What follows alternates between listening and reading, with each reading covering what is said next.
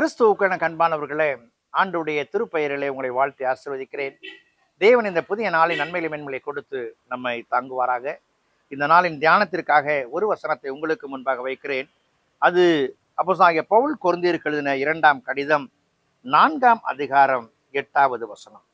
நாங்கள் எப்பக்கத்திலும் நெருக்கப்பட்டும் ஒடுங்கி போகிறதில்லை, கலக்கம் அடைந்தும் மன முறிவடைவதில்லை.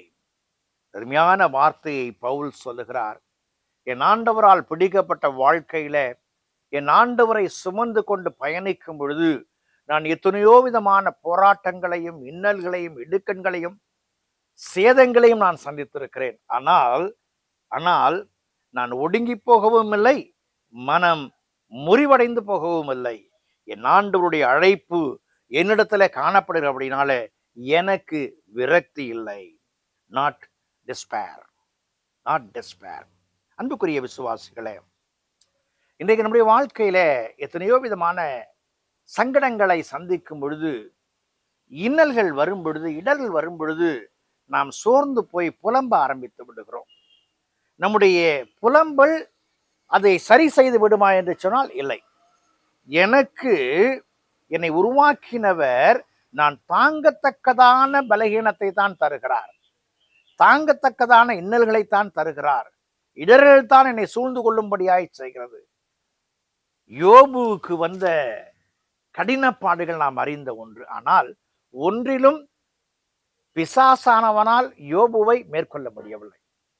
அதைத்தான் இங்கே ஆண்டவரால் பிடிக்கப்பட்ட அப்போஸ்தலனாகிய பவுல் கடந்து வந்த பாதையில சந்தித்த நெருக்கடிகளை குறித்து அவன் சொல்லும் பொழுது பாருங்க, எப்பக்கத்திலும் நெருக்கப்பட்டும் ஒடுங்கி போகிறது. முடிஞ்சிட்டான், என் கதையை முடிச்சுட்டான் அப்படிங்கிற நிலைமை அல்ல. என் ஆண்டவர் என்னோடு இருக்கிறார், என் தேவன் என்னோடு பயணிக்கிறார். இந்த இன்னல்கள் என்னை சங்கடப்படுத்துவதில்லை என்பதை புரிந்து கொண்டவனாக சொல்லுகிறான். நம்பிக்கையை ஒரு நாளும் ஒருபோதும் விட்டுவிடாத வாழ்க்கை அங்கே காணப்படுகிறது. போராட்டங்களும் பிரச்சனைகளும் இல்லாத மனித வாழ்க்கையே இல்லை.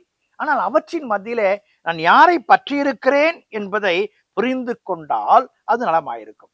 பவுல் பட்ட பாடு இன்னைக்கு அவனுக்கு சாப்பாட்டுக்கு வழி இல்லை அப்படிங்கிறதோ அல்லது தவறான காரியங்களோ அல்ல.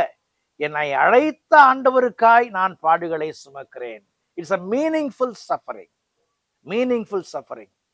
இன்றைக்கு நம்முடைய சஃபரிங் அர்த்தமுள்ளதா இருக்கும் என்று சொன்னால், நம்முடைய பாடுகள் நெருக்கப்படுதல் அர்த்தமுள்ளதா இருக்கும் என்று சொன்னால், என் பராபரன் நமக்கு துணை நிற்பார்.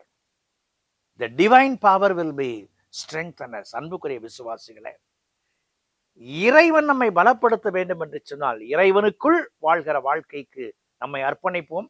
கடவுள் எந்த நெருக்கத்தையும் எந்த இக்கட்டை மாற்றி அமைத்து வெற்றியாய் நம்மை நடத்துவார். ஜெபம் செய்வோம். கிருபை நிறைந்த நல்ல ஆண்டவரே, இந்த நாளிலும் கூட பாடுகளை சுமக்கிற மக்களுக்காக, உம்முடைய சாட்சியை காத்துக்கொள்ள பாடுகளை சுமக்கிற மக்களுக்காய் நாங்கள் ஜெபிக்கிறோம். தேவனுடைய வல்ல கரம் அவர்களை தொட்டு அவர்களை பலப்படுத்தி காத்து ஆசீர்வதிக்கட்டும். நன்மையால் நிரப்பட்டும். இயேசுவில் ஜெபிக்கிறோம் ஜெபங்கள் பிதாவே, ஆமென்.